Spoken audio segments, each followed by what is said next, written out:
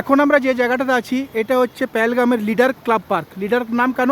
কারণ এই ক্লাবটার ভিতর দিয়ে দেখুন লিডার নদীর একটা অংশ বয়ে গেছে, এই জন্য এই ক্লাবটার নাম হচ্ছে লিডার ক্লাব পার্ক। এই দেখুন, সত্যিকারে খুবই সুন্দর, একদম সামনে থেকে দেখা যাচ্ছে দেখুন। আর বাইরের দৃশ্য তো কিছু বলারই নেই, চতুর্দিকটা পুরো মেঘে ঢাকা, হালকা হালকা বৃষ্টি পড়ছে। আর এদিকে দেখুন কত সুন্দর ফুল হয়ে আছে।